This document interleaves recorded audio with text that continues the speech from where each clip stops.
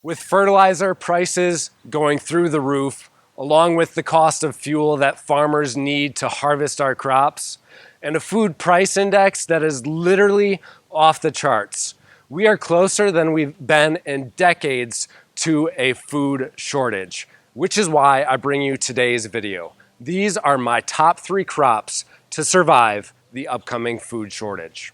We are very, very close to a tipping point in our food supply chain, and I don't want to be caught on the wrong end of it, and I'm sure you don't either. So today we're going to be talking about my top 3 crops that I think could provide you with enough sustainability to feed you and your family just in case the scenario were to come upon us. Although you might not see it and I might not see it, starvation is a massive problem in today's world. So in order to protect ourselves from that problem reaching us in the future, we've got to really look at different crops that could be used to create sustainable food sources for us in our backyard. Food sources that can provide us with long-term storage, high nutrient density, and easy to grow as well in large quantities. So today, these are my top 3 picks. Now, I know what you're thinking. I've got a tropical shirt on, I don't look like I'm too burly of a guy. Why should you be listening to me about survival crops? Well, I've dedicated most of my life to growing plants, growing vegetable crops, and utilizing many, many different resources we have around us in different out-of-the-box ways. I teach people that no matter what size of a lot that they live on, they're able to create way more life and way more abundance out of it than they actually believe. Just on our 0.34 acre lot here, we have 9 raised vegetable beds.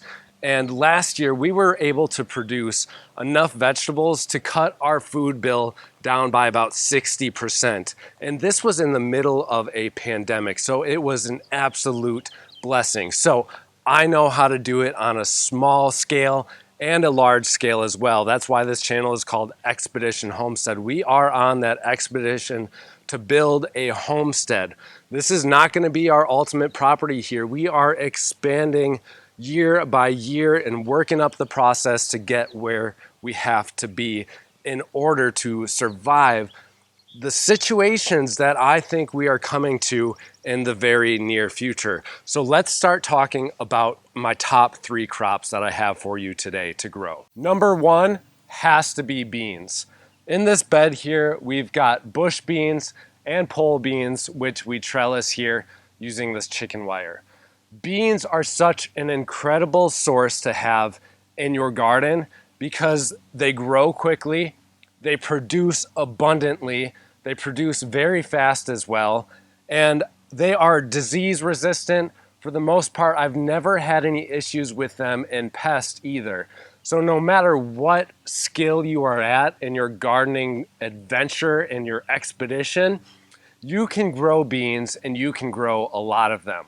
Not only are they easy to grow, but you can also store them for long periods of time. You can harvest them green and then eat them as is in many different foods that you would prepare in the kitchen. But you can also hold on, wait a little bit, and harvest them as they dry out. And those beans that you harvest from the dried bean pods can be stored for many years in the right conditions. So we can grow a ton of beans very fast, very easy. We can eat them as they grow if we are in the summer months and the fall months. And then we can store them over winter for long periods of time. So in one season, if you have enough space, you could grow enough food from these beans to last you several years, including the food that you are currently eating during the summer months. That is why beans has to be number 1 on this list. Another great attribute that beans have is their protein content. Very, very high in protein, which is going to be essential in a survival situation if we were to need them. The next vegetable on our list, it's got to be butternut squash. I love squash because they are such high producers. They're easy to grow. They usually don't take a lot of amendment in the soil in order to create high harvest either. because they are so hardy and produce so much. That's why we choose them. The reason why we choose butternut squash over something like a zucchini squash, though, would be because of their pest resistance. You know, you get some squash beetles in a zucchini squash patch, and they are a lot more likely to take them out compared to a butternut squash. So the biggest reasons why we choose butternut squash: they produce abundantly, very easy to grow, and can also be stored for long periods of time. You might start seeing a pattern develop here. Really, all of the vegetables on this list are gonna have those attributes to them. Our third thing on the list has gotta be potatoes. This ain't no mass scale production right here that I've got for potatoes, but these are the first ones that we started this year. And this can also prove to you guys that anybody can grow potatoes in their backyard. No matter what size of a lot you have, you can grow potatoes. Now, potatoes can also be grown in the ground extremely easy. They're very easy to plant, very easy to grow throughout the year as well. Disease resistant, pest resistant, and can produce a ton, I mean an absolute ton of vegetable matter. I mean, if you planted, say, about a pound of seed potatoes, you should expect about 5 to 8 pounds would be a good harvest on those seed potatoes. So we get a lot of return from potatoes when growing them. They are easy to store. They are a great source when paired with the beans and squash as well, to utilize a nice rounded vegetable-based source of food. Now, I do not recommend that you be vegetarian whatsoever. That's not what I'm saying by these three crops here. You do want to supplement your diet with some sort of meat. If you're able to go out and harvest some white-tailed deer, some rabbits, some squirrel, all kinds of things like that should be implemented into your diet as well if you're in a survival situation. But potatoes, when grouped with the squash and beans, you will be getting a lot of nutrients just from those. They're very, very easy to grow.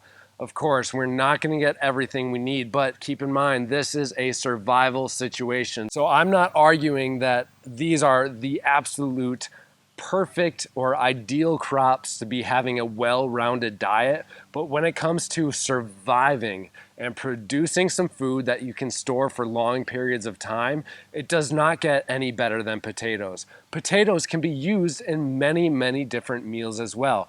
They're easy to grow. They can store for a long, long time also.